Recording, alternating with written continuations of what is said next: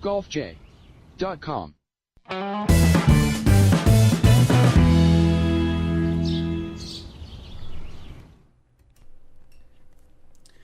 Hey everybody, welcome to the Golf J podcast. It's our special Masters recap edition of the podcast here on FingerLakes1.com. I'm Jim Sinacropia alongside Rhett Taccone and Doug Brown inside the FingerLakes1.com studios on the third floor of the North Park building in Seneca Falls, New York. It's Monday, April 9th, 2018. Tonight we're going to be talking about Captain America winning the Masters, his first major title, and nobody seems to be too happy about it. It seems like a lot of Americans were even rooting for Europeans over Patrick Reed, so we'll talk about maybe why that might be the case. Also, Rickie Fowler, another close call. Jordan Spieth almost has one of the greatest rounds in the history of golf. Rory, maybe a little choke job by Rory. We'll talk about that. So anyways, it was just a week ago we sat up here, guys, and we were thinking that this was going to be one of the best Masters ever. Do you think that it measured up? Back 9 did. Well, best ever. I think Jack Nicklaus's win in '86 is probably the best ever in my mind, but this was a good tournament. There was some big names, a lot of drama at the end. Yeah, I mean, some of the Greg Normans and Faldo were good. And obviously there were some that were long ago past what I can remember.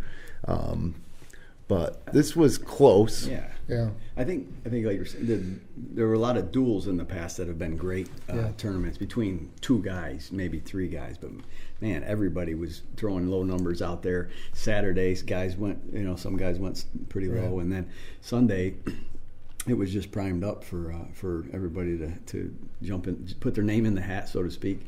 I thought, John Rahm looked like he might make a move for a while there, and then what Rickie did in the back 9. Jordan, amazing. Yeah. Tony Finau with 6 straight birdies at the end there. It was great to see just a lot of names in the mix. Right. You kind of felt that Patrick Reed, if he made some of those putts, probably get it done. But, man, they put the pressure on him, and he really earned it. He did earn it. I thought it was a 3-man race Sunday morning, Reed, McIlroy, and down to Fowler, and I drew the line there. But as usual, somebody goes out and shoots some good numbers early on, and of course Reed doesn't go low on the front side. The leaderboard at the top was kind of stagnant. Everybody else was coming up, and it ended up being a 5 or 6 man race because Rahm was in the hunt, Spieth was in the hunt. Yeah, it's always unlikely, but I always am amazed on Saturday night how people are making it a 2-man race, maybe more, because especially in that situation, you've seen it before, where the final group both lay an egg. They just are both so focused on themselves they don't play good, and that brings everybody back into it. Right. And that kind of happened, except for the fact that Reed had just enough to hold him off. Like, Reed had his worst round of the tournament, but was still good enough to win. Yeah. And watching Spieth get off to that hot start, all of a sudden you're like, oh, okay, here we go. And then you just wait to see how Reed and McIlroy are going to play, because they could make it a 2-man race, but they didn't.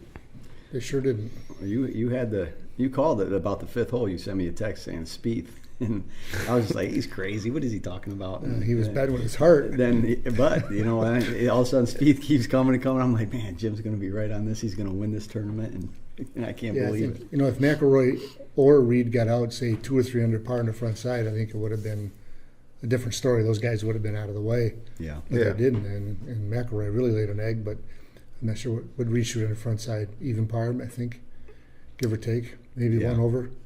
Because he bogeyed 1 and then made a par in 2. I think he got it back to even, but I don't remember him birdieing 8. Oh, so, fine.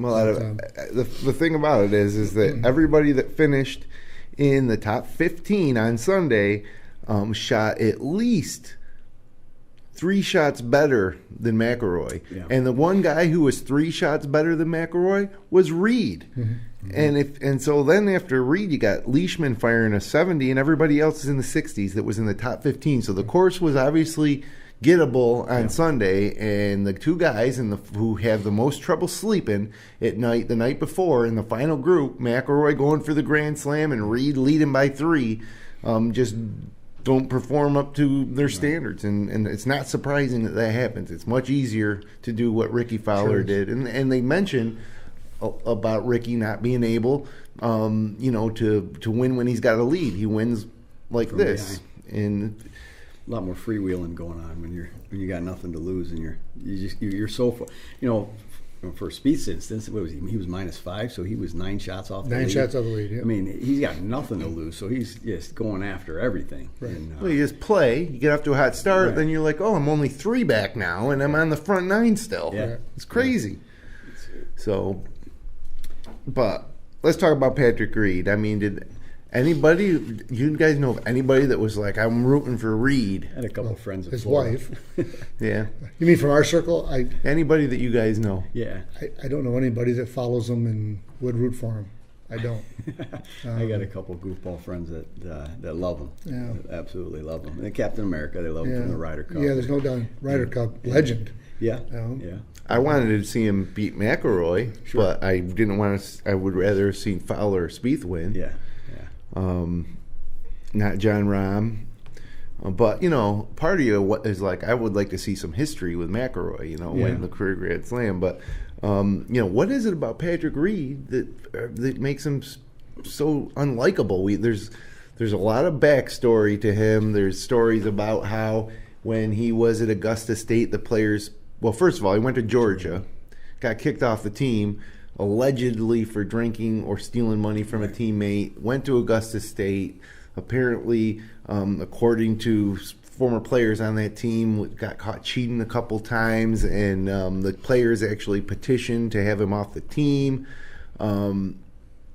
This guy should have been the favorite son of Augusta, but there's all this stuff. But to me, none of that stuff has to do why the general American populace, golf populace, doesn't like him. And so, that's the mystery to me, is why Americans wouldn't embrace Patrick Reed more, especially when he wins his first major. So I think it was back 4 or 5 years ago when he won, it used to be the Bob Hope Desert Classic. It's called Career Builders now or something like that. Yeah. Excuse me. He won that and immediately walks out the 18th green, gets interviewed, and says he's one of the top 5 players in the world and deserves that kind of respect. Yeah. And at that point in time, I don't think anybody really heard of him.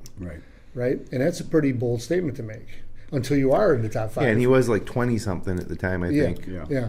So I think that just rubs people the wrong way. He's a bull when it comes down to playing golf. Right. Let's face it, he's going to play to win. Yep. And he don't care what's in his way. True. And then, he might interview more difficult than others. I don't know if he would stop and talk to the fans maybe too much. I don't think he endears himself to people. And I don't know if he's got a lot of friends on tour.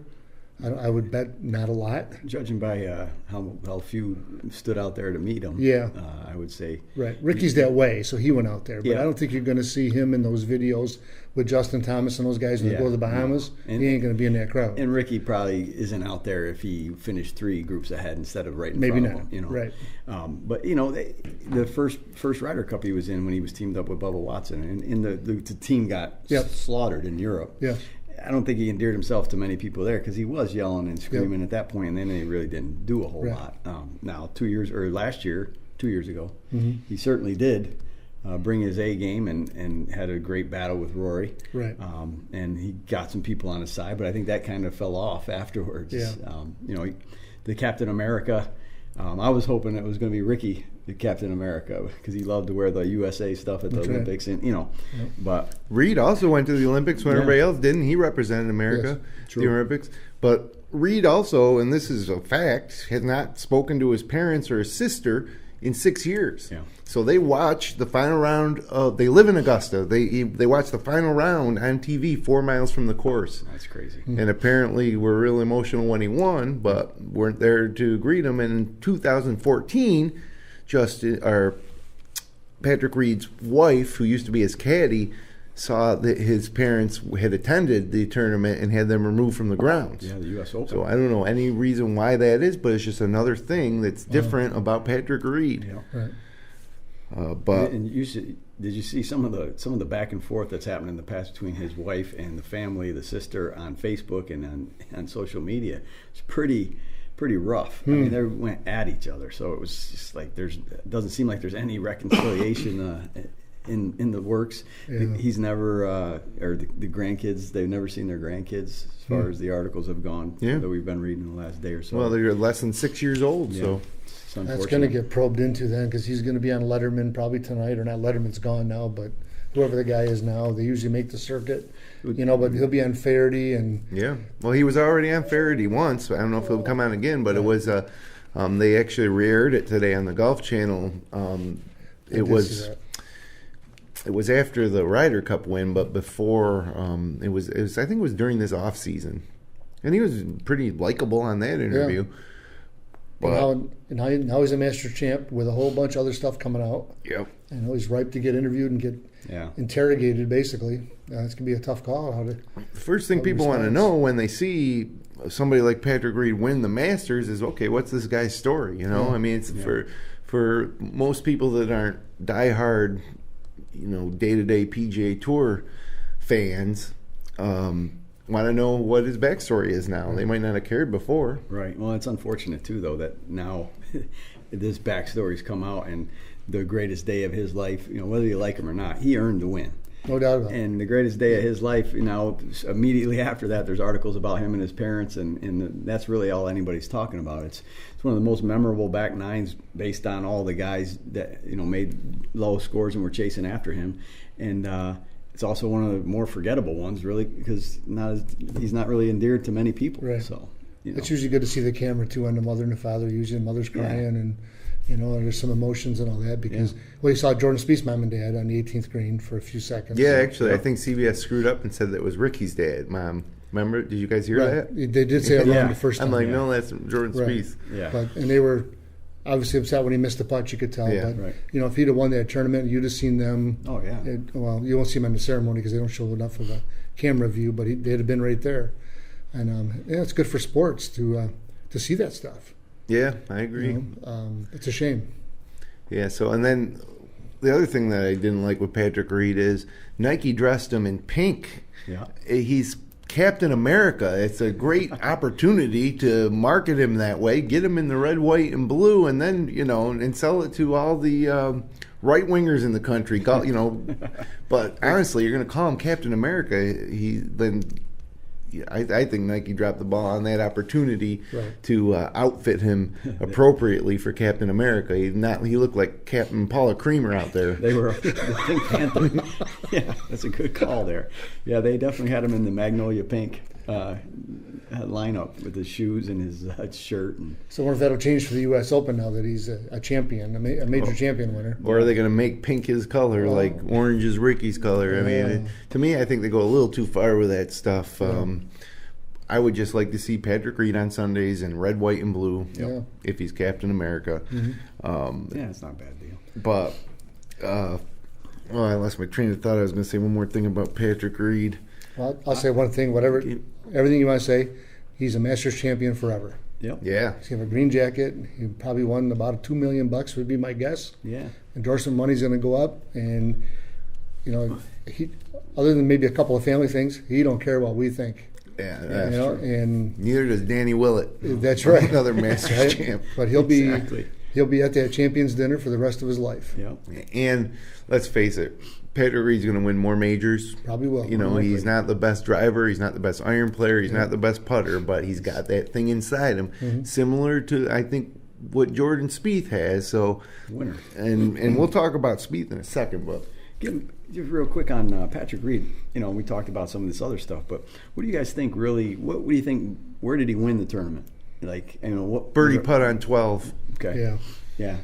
I think that probably calmed him down and all that. Yeah. I think because he was struggling at 11, got in some trouble, made bogey, and at some point in time, Spieth tied him, and I'm losing the frame of reference when that is. 17. Spieth was on 16. Did he make birdie 16? 16, that birdie putt on 16. Yeah, that's right. And where was They Reed were at that tied time? for just a moment. Right. But Reed was on 12 at that time, probably? Yeah. That probably was a birdie on 12. Okay, that took the lead back. So, Yeah. Because it was going away. Although he had playable golf holes ahead of him, Right. Especially 13 and 15. Yep. In a way, he'd been playing the par fives. You'd think he would tear it up. But I agree. I think the 12th hole flipped it around. Wasn't one you expected to make. Right. And Spieth made it too. Yes. I'm going to go with 16 because he didn't really hit a great shot there, and he saved his. I believe he saved his par on 16. He missed the same birdie putt that Jordan Spieth made on 16. True, but he did have to get that. He kept the par and he finished out the tournament. Look, if anything, I think the birdie putt on 12 gave him a comfort level going forward. It gave him that little boost into that final push where he didn't feel like he was reeling. He was actually gaining ground. Right. But the great pars on 17 and 18. Yeah, The second putt on 17 is a clutch putt that you don't make unless you got it in you, and he does. And then even the 3-footer, Scott Hoke missed one-third that length for the Masters. So true. And he knocked it in. I mean, those 2 putts to me were really impressive. Plus, by then you know what's on the line. Sure do. And when he made the one on 17, he didn't know that Rickie birdied 18. Right. But if he had missed that, he would have been tied with Rickie on the 18th tee. And then just knowing you need a par on the last hole of the Masters, and then to come through on a difficult hole, 18 is not an easy hole. But That's right. For a professional golfer to make a par, you think it's a piece of cake. Right. But now it's a different circumstance. Yeah. It's 450 yards for immortality. yeah, Right? True. Or a GOAT. Right. Or a choke. He's going to be a Greg Norman or a Patrick Reed. Right? And he becomes Patrick Reed with a win. Yeah. And rather than Norman with And a I loss. wasn't comfortable even when he hit the green in 2. Yes. You're still thinking this is good. This is now it would be a choke job for sure. Oh, that was a If dicey he putt. hits it in the bunker and knocks it up and misses an 8-footer, Right. not so much. You go to the playoff. Which the only thing to me, just going back to our original question, which was this one of the best Masters ever? I think it had a lot, and it had a lot of stories, and throughout the week, a lot of great scoring. Right.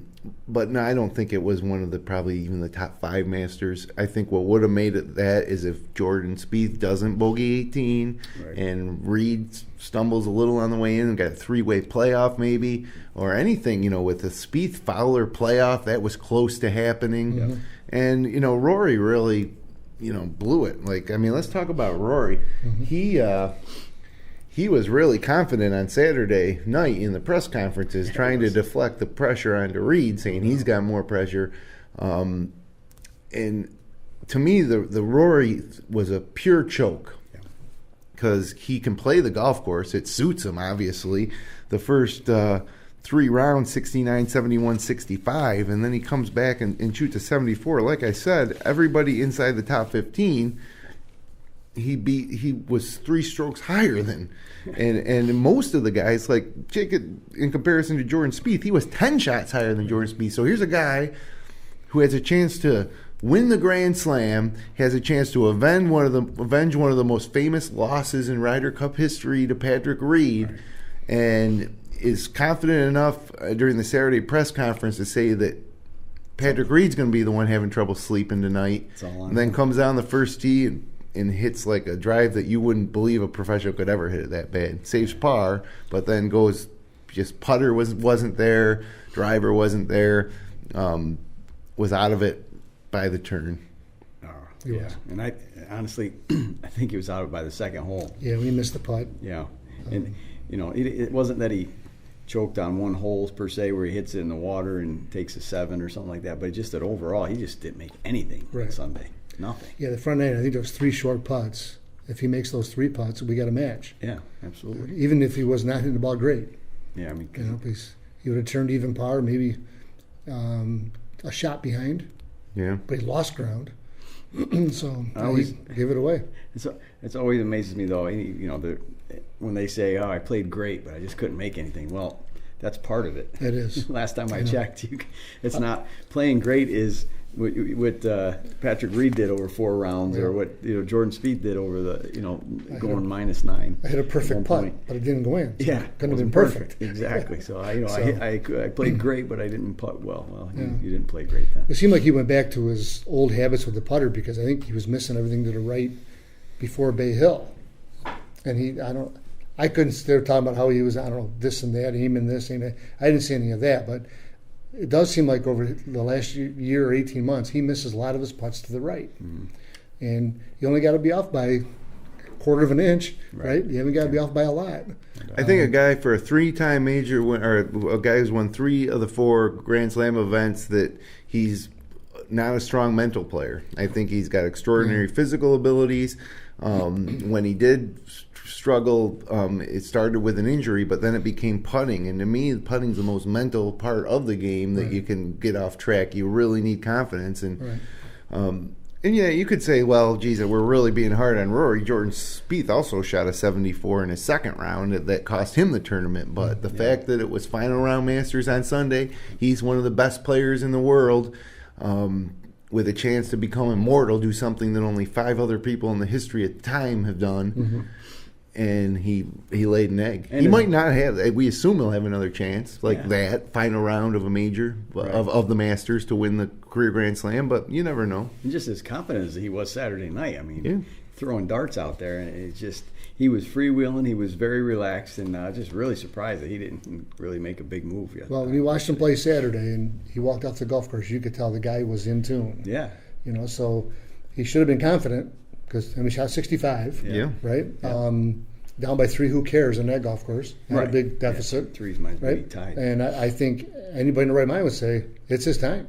Yeah, well, everybody picked him. Yeah. Everybody on the Golf Channel panel picked him. Patrick Reed watched on Sunday morning as Brandel Chambly and David Duval and Frank Navalo all picked Rory, who, even though Rory was 3 shots behind, and even though Patrick Reed just, he won the tournament on Saturday with the 2 eagles on the back 9. Right.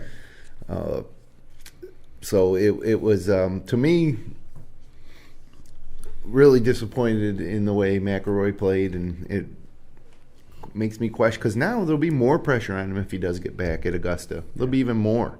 Like he overcame, well, he actually hasn't totally overcome the failure when he had that lead making the turn on the back 9 and hit the bad drive on 10. Yeah. 2010. But he recovered enough to the point where he was putting together great rounds and looked like the course suited him, and then this happens on Sunday. So, but somebody who we know the course definitely suits, and who should be everybody's pick every Masters, is Jordan Spieth. He didn't win, but my goodness, that was an amazing charge that he put on. And to me, it fell short of one of the greatest rounds of all time. If he birdies 18 instead of bogeying it, it's the lowest round ever shot in a major. It's a Masters record as well. And he probably, at that point, is at least in a playoff with Reed. Maybe he wins the tournament. Right. But watching him on Thursday and Sunday, he just has this incredible way of staying like in the present when he is. You talking about being in the zone. When he gets there, nobody's better, and it seems like the stage has to be big enough for him to get there, or something has to click in. But when you talk about what makes Jordan Spieth one of the best players in the world, it's not like the pure golf swing like Justin Thomas, who, by the way, started the round tied with Spieth, and they played together, but you didn't see one shot of Justin Thomas after the first couple holes.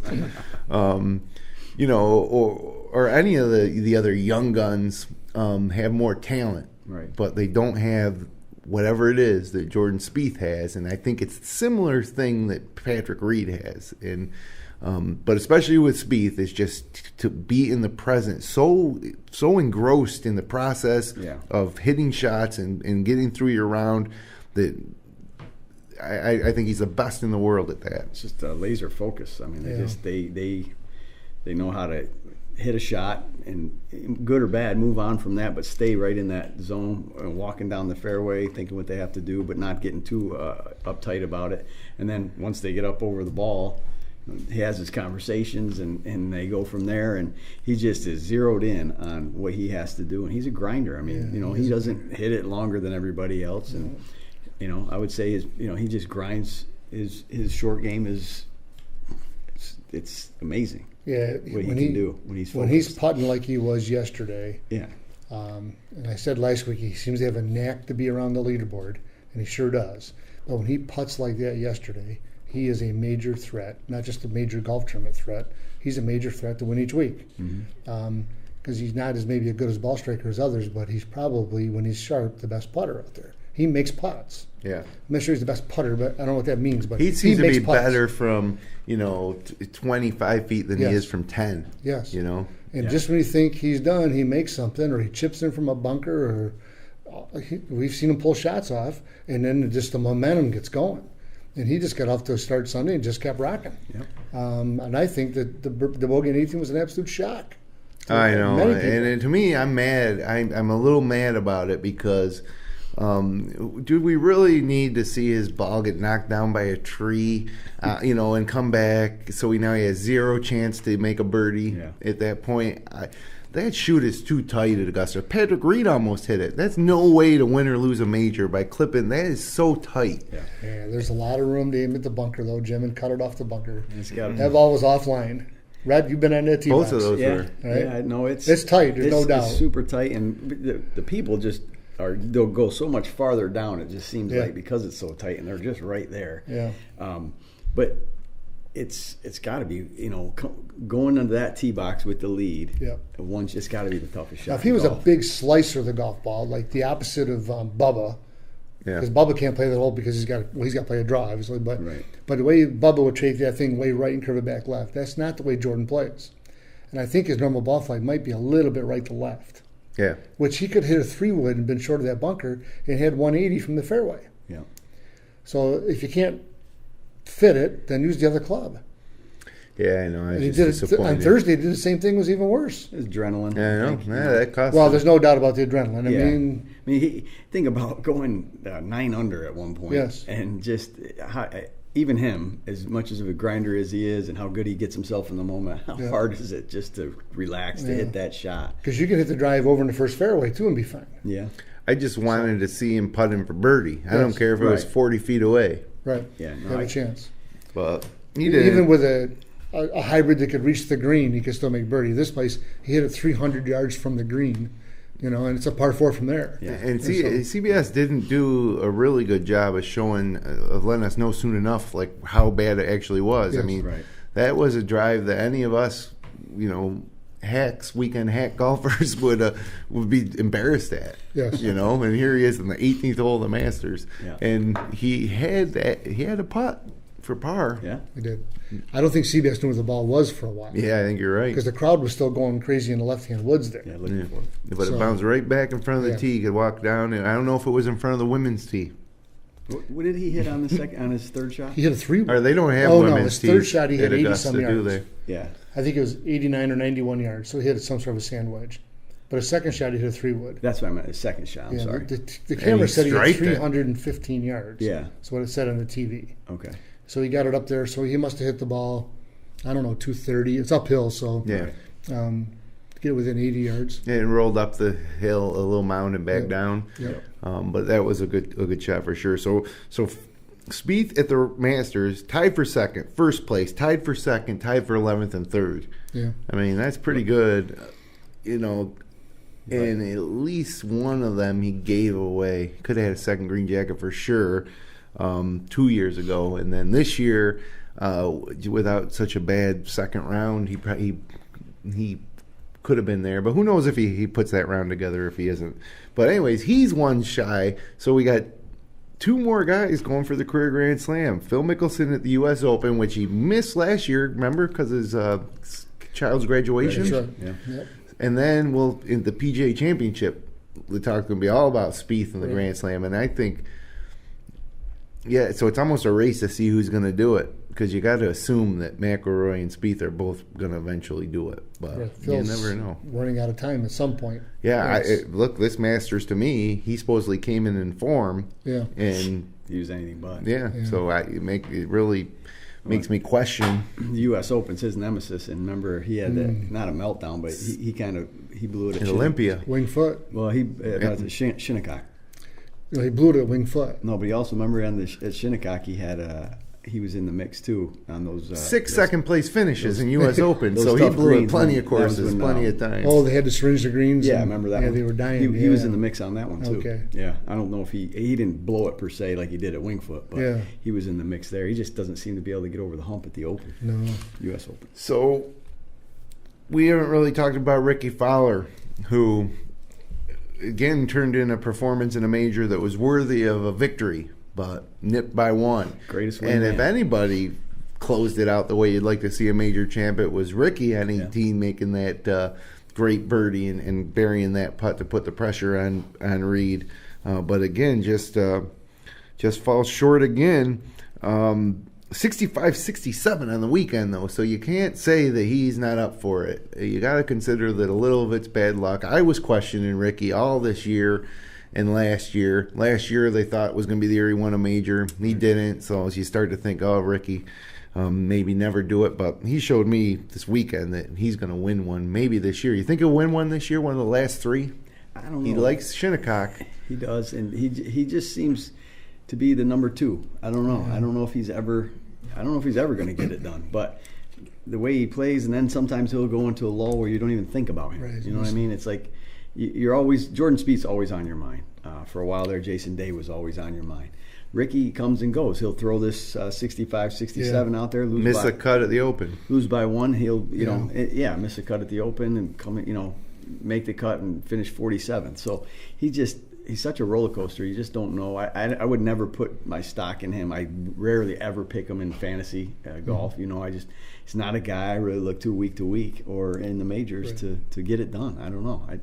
I'd love to see him win a Masters or a major. Yeah. And I think yesterday, from the U.S. perspective, there probably couldn't have been a better champion to win the Masters yesterday for golf in the USA. Yeah. Okay. Even if Jordan Spieth won, Rickie Fowler, I think, would have had a bigger impact on golf. He's got a big following, and people gravitate to him and all that. So I think for golf's perspective, it'd be great to see him become a major champion many times over. And to have I think you will. The orange pants with the green jacket just he's teamed it down well. Yeah, they only do the chest shot of that, so he's teamed it down some. But he seems like to be everybody's buddy, and everybody adores him. I think it'd be great for him to win anything. Yeah, I think he's certainly a better player than his overall career record to this point has indicated. And usually, that means he's got more coming, like Mickelson. Is he could say the same thing about Mickelson when he was Rickie Fowler's age, and now Mickelson's won plenty of majors. Yeah. Is he the best to never win a major at this point? Oh yeah, no doubt, not even close. Kuchar maybe second, but no doubt Fowler. Yeah, I agree. Kuchar's not the same level of player. Fowler's a notch above. Yeah. Kuchar is 10 years older, which makes you think that, Rickie will win one. I think he'll win one this year. I don't know which one it'll be, but I know that he's really fond of the open course this year. It's Shinnecock, and so that'll be the next. He'll be a favorite. He'll be in the top 3 or 4 odds, probably going into that. So now the question is, what odds would Tiger be at the Open, because he might not play much until then. Right. He will, I'm sure. Maybe the tournament before the Sawgrass, but he hasn't said anything. You figure before the Open, he's not playing. You definitely won't play the next 3 tournaments. I don't think. That's Heritage, Texas Open, and Zurich. You maybe play Wells Fargo before playing the Players. Yep, that's what I predict. And he probably takes 2 weeks off, plays the Memorial, and then takes a week off and plays the U.S. Open. So he probably plays 2 or 3. And I think he should play golf. I do too. I'm sure he's going to go practice and all that, but he needs to get on the golf course in tournaments more. Yep. But he should have done that the last 5 years as well. True. He play every 6 or 7 weeks. Yeah, I mean, I think, take a couple weeks off at the most, maybe. But because he's gearing towards a major, so it's only natural you'd take the week or 2 off after a major. But a lot of those guys will play 3 in a row and then take a break. You never see him play 3 in a row. Yeah, and a lot of times 2 in a row is outlandish. And he's clearly healthy enough at this point to do it. He's fully recovered. He probably plays in the Byron Nelson as well. Maybe he never has. The week after the Players. Because then if he plays, that would be 3 in a row if he played Wells Fargo, because he's played that traditionally. That's been one that he plays a little bit here and there. Players Championship, the Byron Nelson, he won't play in Fort Worth. Then the Memorial, I would imagine he'd definitely go to Jack's tournament. Definitely. St. Jude, that's the week before the Open, so he probably won't play that one. But he has historically not played before the majors. Right. Like Phil will play going into a major. Right. Tiger seems to skip the week prior. That's been his MO. So, what'd you guys think of Tiger this week? He closed with a bogey to shoot 1 over for the week. He tied for 31st. He's going to be back inside the top 100 in the world for the first time in a long time. He was over 1,000 back in December. Mm-hmm. So that's a meteoric rise. But I think it was a huge disappointment. I don't think it was a step backwards, but I don't think it was a step forward. There was no Tiger moments from this Masters, and he was one of the top 10 guys everybody was pushing for, and he wasn't there. He gave people, who wanted to watch something exciting on Sunday morning, I guess, something to watch, but he didn't figure into it, and that was the goal, was to be in contention. And without seeing Tiger in contention in the fourth round of a major, then it was a disappointment. Right. And he was iffy going to make the cut on Friday. He was flirting with it. Sure was. He ended up +4, and the cut was +5, and he was at +5 at one point. It was. So I think the best statement for the week was him is the 9-hole practice round he played with Phil Mickelson was probably the best moment. Yeah. And that's a sad statement to make because he really was no threat. Yeah. It's a shame because it looked like he was trending positively. Yeah. And then just like to have seen the atmosphere with him in the top 5. Right, that's what everybody wanted to see. That was one of the components that we needed for this to be the greatest Masters of all times. It was missing him, and it was missing Mickelson, who were both, supposed to be up there. But and I, watching Tiger, I watched his entire round on Thursday, and he could have missed the cut easily after that round, but he did come back at the end of that first round. It was good to see him. I mean, I think Tiger's back. I think he's going to be a competitive player. I think he's going to contend in majors. I don't know if he's got what it takes to beat these guys anymore, though, and we didn't get a chance to find out, at the Masters this year, but maybe at the U.S. Open or maybe at the Players. Like, if he was to get in contention at the Players at Sawgrass, that would be another type of thing that would be a true litmus test. Right. And when you say back, I think you're right. I think he's back in the sense that he's competitive and that he definitely has a chance to win tournaments. I don't think he'll ever be back where people think and want him to be back. Like, that's never going to happen. Right. Like, so maybe he's back on the curve where he should be. Because he's meteoric rise. Yeah. He's going to fall at some point in time because of age and all that kind of good stuff. So maybe he's back where he should be. Yeah, and you've got just look at all the talent that's out there. Yeah. Granted, there was talent when he was way up here too, but it's a different Tiger now, and I think if we can temper our thoughts on what back is and just hope that he's competitive every week, I think it'll be good to watch him play, because I think he will win a couple tournaments here and there over the next few years. He's nicer. Yeah. He's a totally different person. More pleasant to watch. He's taking his hat off to the crowd. He's high-fiving some of the kids walking down in between holes and greens and tees and all that. It actually seems to be endearing to people, which has been a lost issue or lost art with him. That's why I think he should play in the John Deere Classic, for example, to endear himself to some fans. Sure. Mm-hmm. Those tournaments he'd always skip, but he seems to be a human being out there now compared to not. Right. So. And somebody, I think he gave the aura that he was just so much better than even the fans that he didn't need to take the time to acknowledge a kid that wanted to slap his hand. Right. But that edge was one of the things that I think probably made him great. Sure. So he's lost that edge in my mind. It's for the better overall. Yeah. Probably for his peace of mind. It's probably not a fun way to live the way he was living, even when he was winning. Right. Mm-hmm. There's some good sides to it, I'm sure, when you're the best player in the world and you've got millions and tens and hundreds of millions of dollars.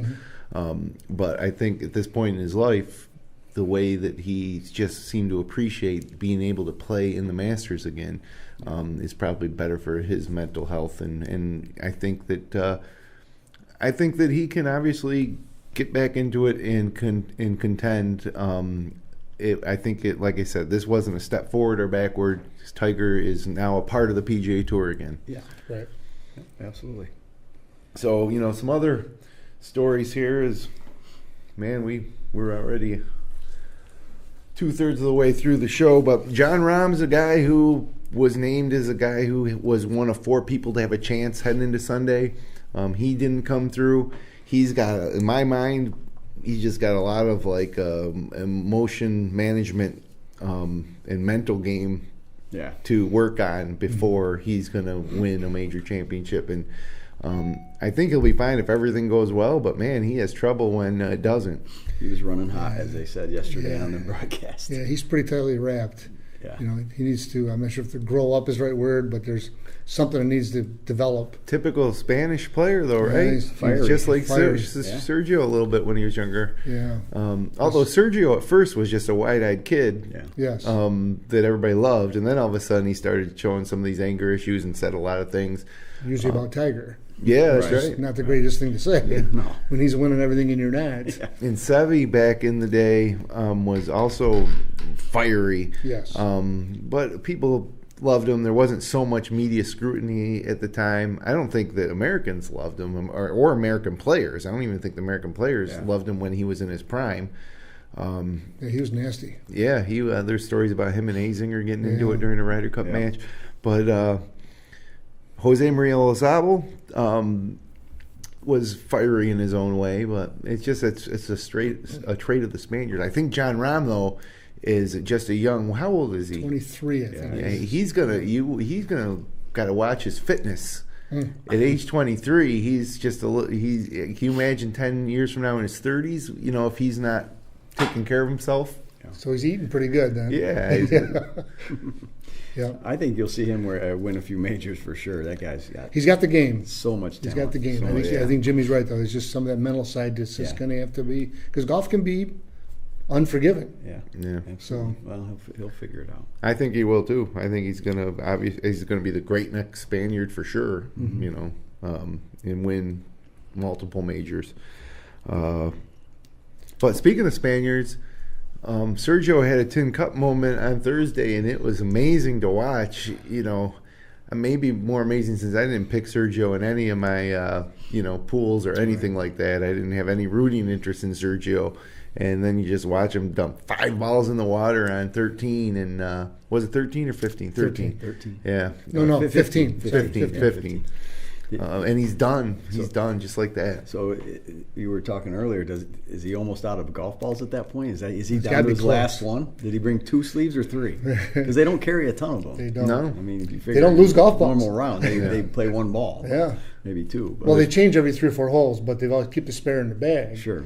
You know, they don't give them away necessarily, but we know where 5 of them went. pretty much the same exact spot. Yeah. It's crazy. I mean, like literally, if you guys, can you remember the highest score you've ever had on a hole? I had a 13 in a state amateur event that's at third hole at Radisson. Was it lost balls? Oh, Oh, yeah. I hit them all in the Like, water. it Just can like, happen. well, I didn't roll back in the water. I just never cleared it. Right. Okay, but I hit. Was it your second or third shot you're trying to go for? Second. So you were like Rory McIlroy then on a par 5. It was only, that golf course was only open for about 2 years when I played this shot, and there was no yardage markers, no lasers. I looked at it and said, I can make this thing over the 5-wood. So I hit the 5-wood in the water, then I hit the 4-wood in the water, Right. hit the 3-wood in the water, and said I better change. Right. 13. I started out birdie, par, 13. What about you? So, I don't remember. I'm sure I've made some high numbers in the past. In competition, geez, I tripled maybe 8 or 9 in the 16th hole of the club championship qualifier this year. So think about it though. That's the tougher course, obviously. I mean, everything's there, but they're pros. I mean, pros. He was 8 over on that hole. I know. And he was out of it. I mean, he's done. He's done, yeah. Well, he was the stubborn, the stuff we're talking about with the Spaniards. He was like not thinking clearly. He's getting upset, and he kept trying to hit this shot that, if he could go back in time, he'd take a pitching wedge, just blow it over the green into the bunker or something. You know, who cares? Hit it At to least the you're still right. in the You tournament. make 6 or 7 at the most. Yeah, I mean, at the worst, you hit it over to the right, Yeah. and then you got the long, your chips are down the green instead of, trying to do that But same stuff exact like that shot. doesn't happen because obviously he's trying to hit the shot, make a birdie the first shot, and then the second shot he's going to try the same thing, and it just, But if he could go back in time, in retrospect, he would have just hit it somewhere and forgotten about the whole thing. Well, I think it's not arrogance, but almost their ego of that they are pros and they should be able to hit that shot. And damn it, you're not going to beat me. Why didn't anybody else, though? Nobody else in the whole field had that issue. It's weird. Well, those balls rolling back in, but not that many. I mean, I think some people only hit one in, right? Not two.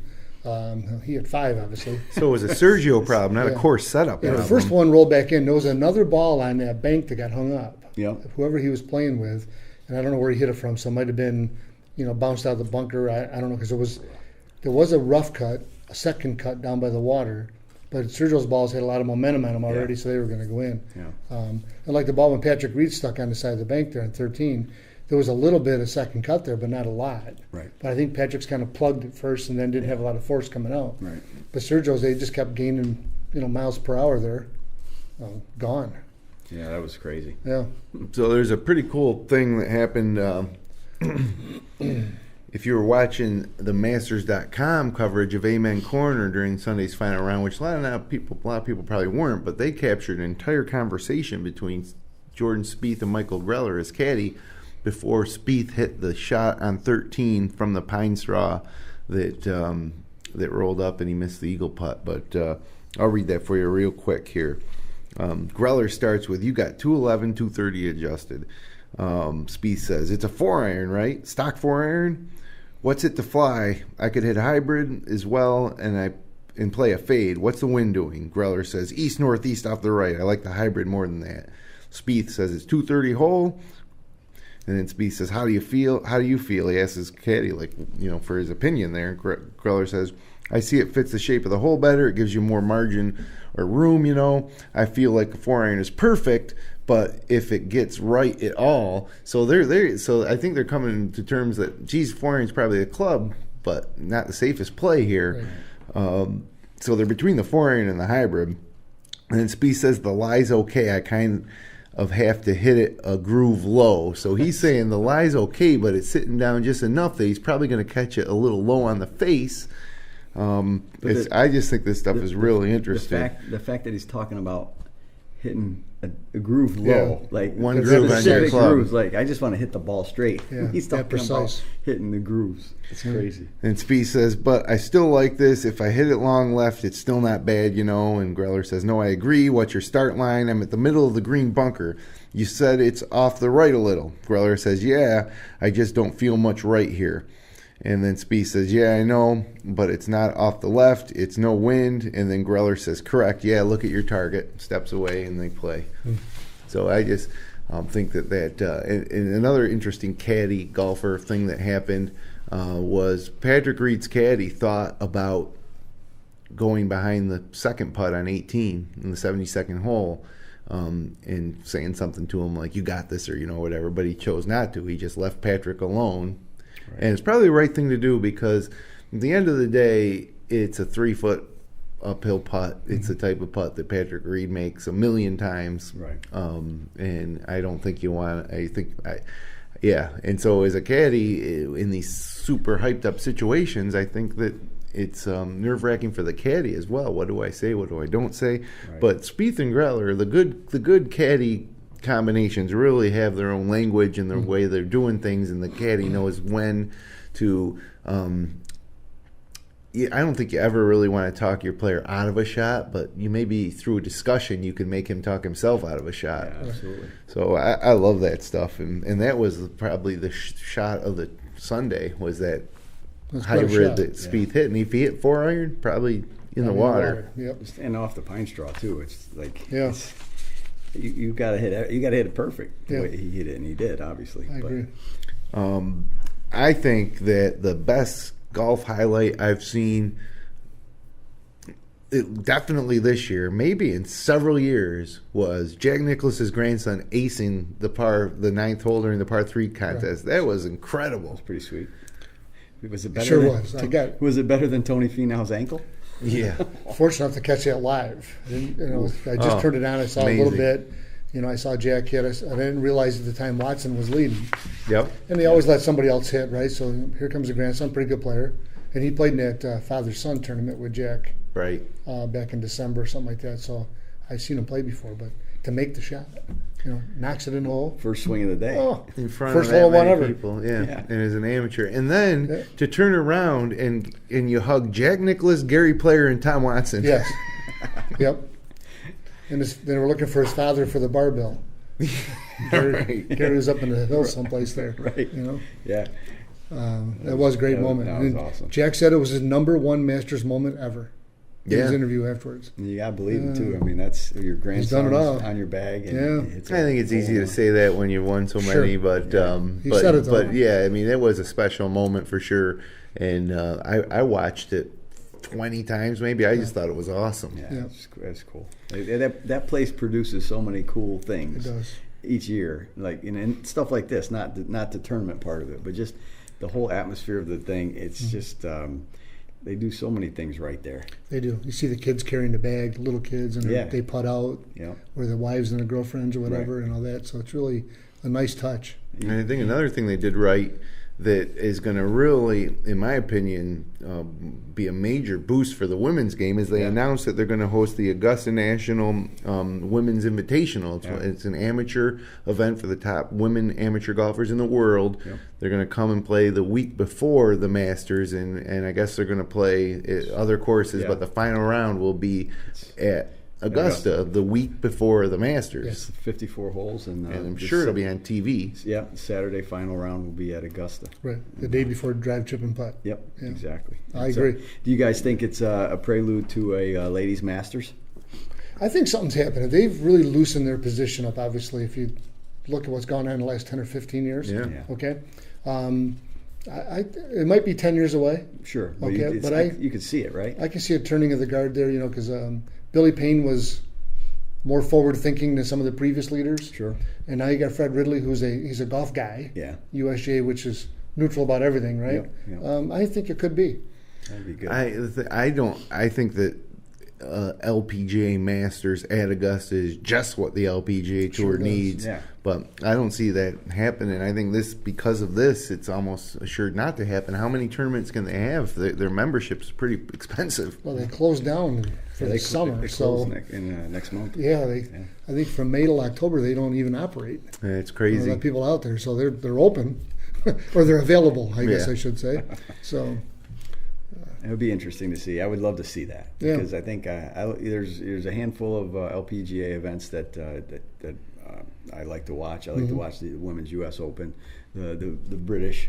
I think that would be, a couple. They have like 5-6 majors. No, the it seems Dinah like. Shore, which is now the one that just happened. ANA, ANA, inspiration. Yeah. it just doesn't feel the same as it used to when it was the doesn't. Dinah Shore. I don't even like the British Women's Open. It's not the same.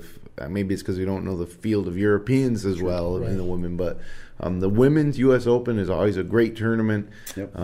But you're right. They're a second major like the Masters would really be. Yeah, if they pulled back and they had the Women's U.S. Open, they have the Women's LPGA, which is usually a pretty good tournament as Yep. well, and maybe one other one, and then had this one, the LPGA Masters. That would be sweet. Maybe in the fall. I don't know. Or maybe they got on a rotation for the LPGA Championship every 5 years or something. Yeah, and, definitely should. It be. doesn't bother the members as much. But cool to see the amateur women coming to play Right. next year. Yeah. Yeah. It is next year, yes. Next year. Yeah. And it'll be interesting because now that's going to be our first look at Augusta. It's not going to Sure. be the Monday practice rounds and all that stuff. It's You're going to see the course. and see how they set it up different maybe. But It'll be interesting because one of the differences that has always been said between the men's game and the women's game is the shorts game skill of the men. Mm-hmm. And that, if that is the case, Augusta's going to take them down yeah, on the chipping and the putting. That if they speed the greens up the same way, right, and set it up the same way. and it's only a week And they're before the amateurs tournament. though. They're amateurs. Right, but it's a week before the tournament as well, so it should be Masters conditions. I would say that they won't beat them up. That they'll make it a little easier. Put the pins in different spots. yeah, for sure. They definitely won't put the pins where they put them for the But Masters. still, I if you don't miss think- the green to the sides, it's still a difficult shot. True, no question. So- But I think they're not going to want to embarrass those girls, especially that they're Right. amateurs. Right. I think they're going to want to make that be something that people are comfortable with. See some decent scoring, maybe 2-3 under par, or around par. But I just don't think that they'll go after the ladies like that, at least initially.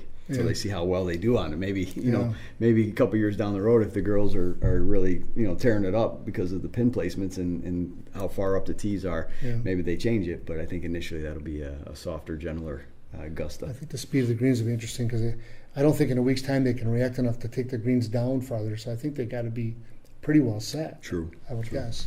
So that'll be interesting to see. It's good for golf. It absolutely is. Yeah, Totally I thought it was maybe the biggest story of the week. It's just really, if you know the history of the Augusta National, it's pretty monumental and kind of out of left field. Nobody was even expecting. Yeah, you kind of just dropped that on us. That's It's a like, good wait, secret. what are you talking about?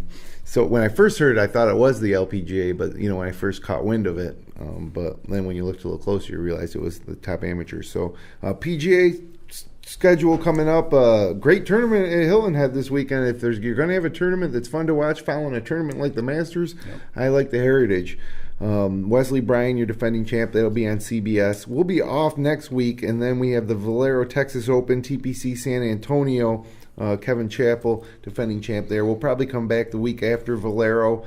Then you got the Wells Fargo and the Zurich. Yep. And then Sawgrass. Yep. So we're now we're into it. We're into the heart of the season. Yep. The good stuff. Yeah, if the weather warms up, it'll actually really feel like we're hoping. Actually play golf. Yep. Well, locally here, we're looking at temperatures warming up into the weekend. So if you're looking to get out on the courses in the Finger Lakes, you're going to get a chance coming up maybe Thursday, Friday, Saturday, Sunday. We'll see how the rain holds off. There's no major rain in the forecast, and the temperatures are supposed to warm up. So also, if you live here in the Finger Lakes region, you can get your tickets for the 2019 KitchenAid Senior PGA Championship at Oak Hill. 2019, next summer. It'll go on sale for the public May 29th, but if you want to volunteer, now's the time to register, and I think you could probably get in there, if you wanted to. So they're taking volunteer applications now, and then tickets go on sale May 29th for the Senior PGA, and there'll be some big names in golf there. We might have to see if we can get a live show done out at Oak Hill. We'll set up right next to the Golf Channel, guys. Absolutely.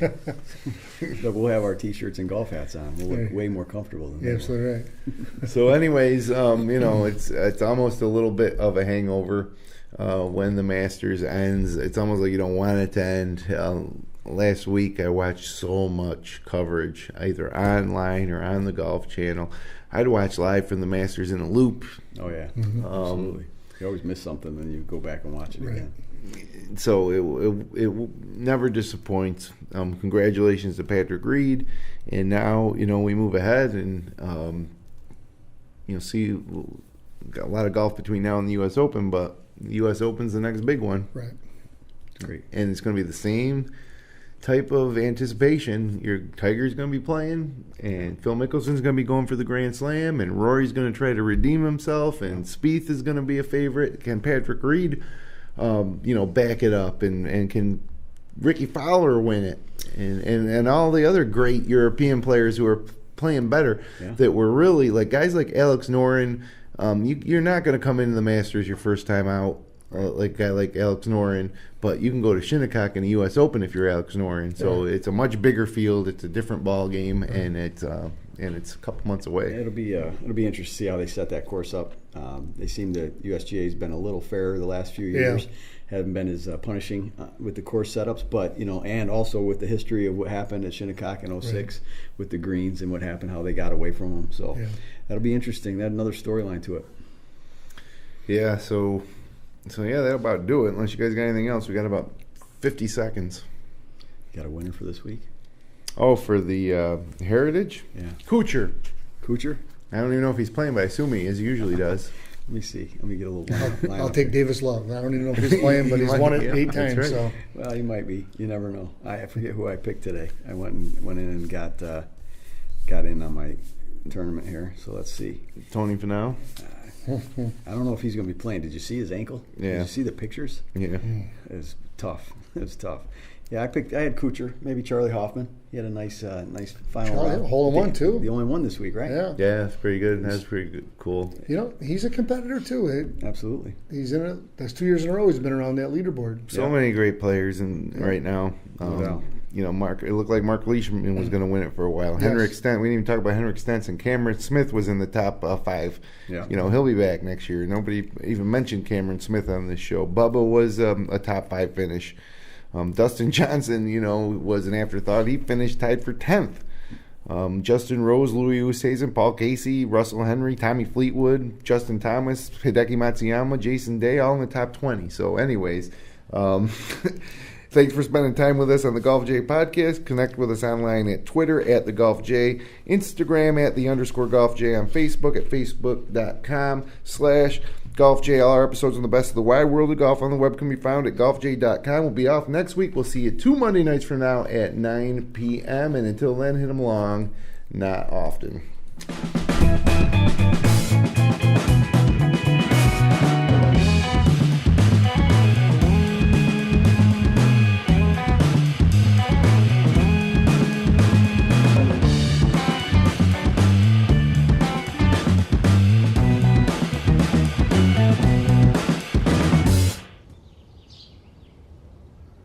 golfj.com